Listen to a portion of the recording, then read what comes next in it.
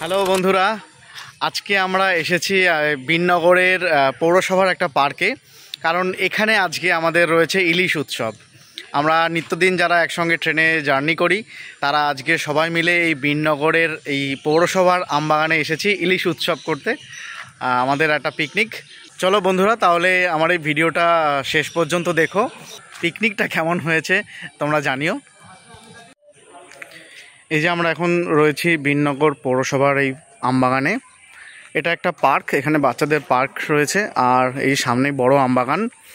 এখানেই আমাদের আজকে ইলিশ উৎসব, আমাদের পিকনিক।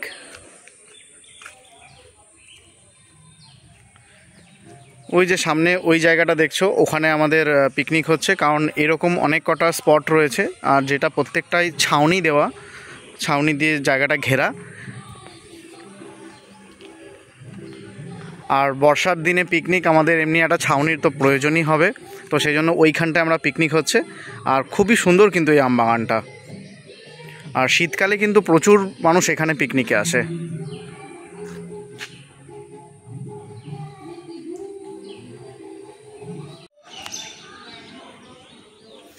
এই যে আমাদের পিকনিকের জায়গা, এখানে এখন আমরা সবাই একত্রিত হয়েছি আজকের ইলিশ উৎসবে।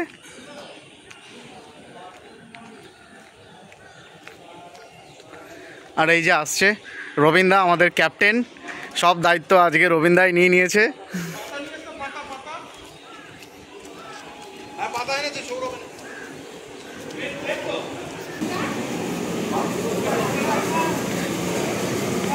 এই যে এখন এখানে হচ্ছে রান্না চলছে। জায়গাটা কিন্তু খুবই সুন্দর। বিননগর পৌরসভার তরফ থেকে এত সুন্দর একটা জায়গা রয়েছে এখানে পিকনিক করার জন্য, সত্যি দারুণ।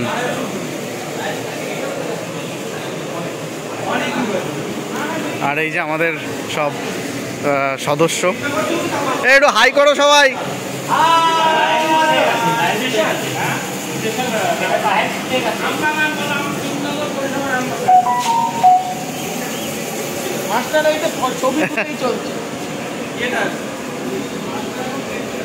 আর এই যে এখন রান্না চলছে।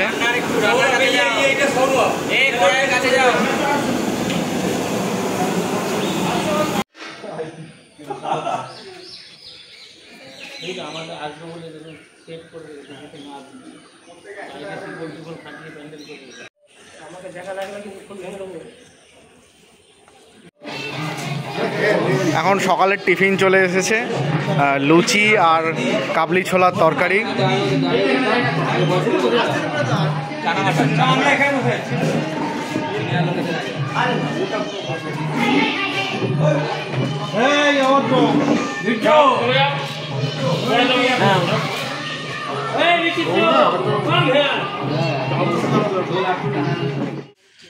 প্রত্যেকবারের মতন আমরা যেমন পিকনিকের জায়গা থেকে ঘুরতে বেরোই, আজকেও কিন্তু আমরা চলে এসেছি ঘুরতে।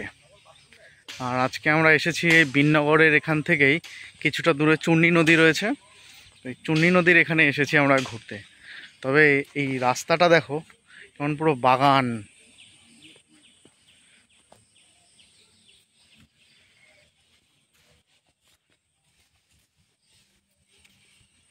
চারিদিকে বাগান, আর তার মাঝখান দিয়ে মাটির রাস্তা। চারিদিকে পুরো সবুজে ঘেরা প্রাকৃতিক পরিবেশ, দারুণ লাগছে কিন্তু এই জায়গাটা। আর শুনতে পাচ্ছ বন্ধুরা, দিনের বেলাতেই কেমন ঝিঝি পোকা ডাকছে।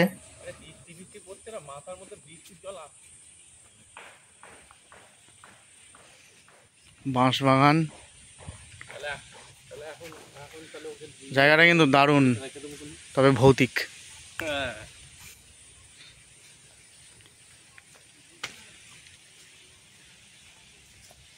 এখন আমরা রয়েছি চূর্ণী নদীর ধারে, আর এখানে কিন্তু চূর্ণী নদীটা দারুণ লাগছে। আর নদীটা ওই যে পেছনে ওখানে দেখতে পাচ্ছ, ওখানে গিয়ে কিন্তু নদীটা বাঁক নিয়েছে, আর যেটা দারুণ লাগছে কিন্তু। এই হচ্ছে চূর্ণী নদী। আর এখন কিন্তু বর্ষার সময় নদীতে প্রচুর জল হয়েছে, মাঝি ভাই মাছ ধরছিল। আর বন্ধুরা ওই যে দেখছো সামনেই গিয়ে কিন্তু চূর্ণী নদীটা বাঁক নিয়েছে বাঁ দিকে, দারুণ লাগছে কিন্তু এই জায়গাটা। আর দেখছো কত জল এখন নদীতে, তবে জায়গাটা কিন্তু সত্যি খুবই সুন্দর।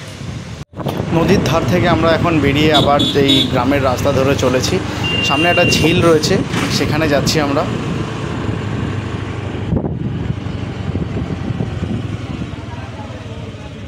চলো আস্তে চলো।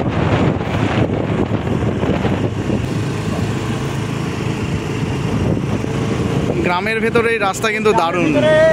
আমরা দীঘা মোহনাতে যাচ্ছি, দীঘা মোহনা।